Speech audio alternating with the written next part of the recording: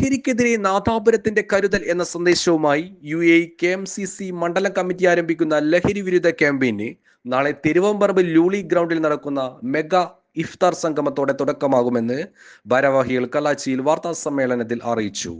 നാളെ വൈകിട്ട് 4-ന് മുസ്ലിം youth league സംസ്ഥാന പ്രസിഡന്റ് സെയ്ദ് മുനവർ അലി ശിഹാബ് തങ്ങൾ സംഗമം ഉദ്ഘാടനം ചെയ്യും.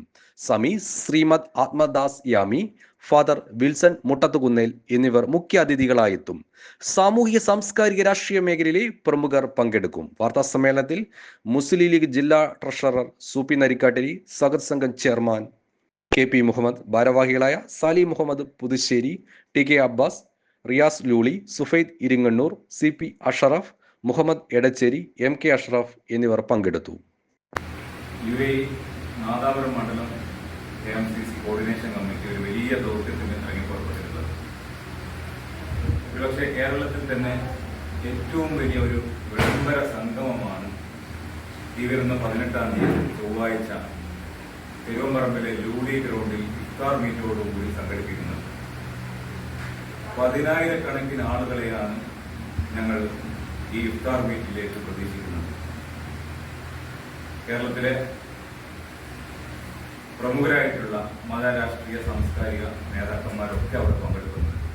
വിശിഷ്യ പാണക്കാട് സെയ്ദ് മുനവർ അലി ശിഹാബ് തങ്ങൾ, സ്വാമി ആത്മദാസ് യാമി, ഫാദർ ഉൾപ്പെടെയുള്ള ആളുകൾ സംബന്ധിക്കുകയാണ്.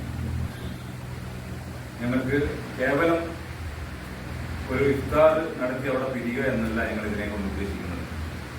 365 ദിവസത്തെ ലഹരി വിരുദ്ധ ക്യാമ്പയിനും കൂടി അവിടെ പ്രഖ്യാപിക്കുകയാണ്.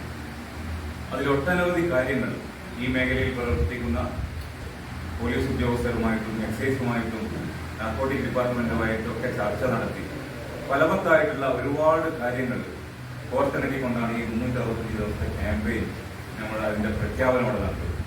ഒരുപക്ഷെ പലർക്കും സംശയമുണ്ടാകും, ഇതിൽ ഇത്രയും ജനങ്ങളെ വിളിച്ചുകൂട്ടണമെന്നുള്ളത്.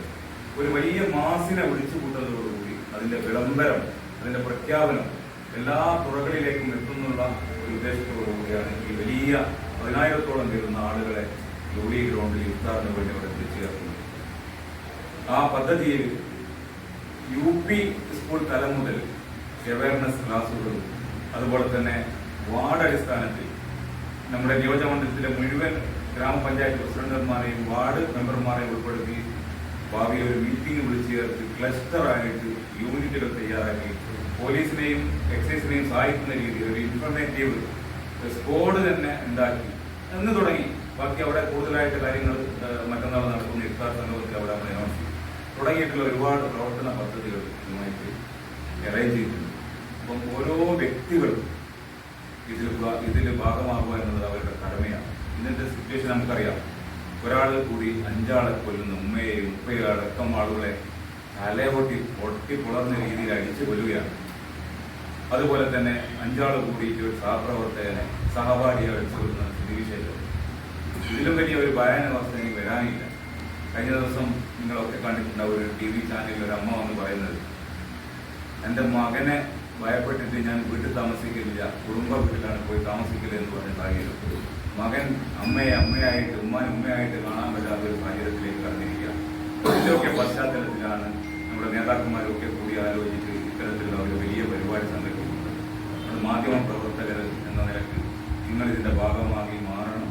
ഒരു വലിയ ഒരു സംഗമമായിട്ട് നമ്മുടെ നാട്ടിൽ നിന്ന് ഈ വിപത്തിനെ തുരത്താൻ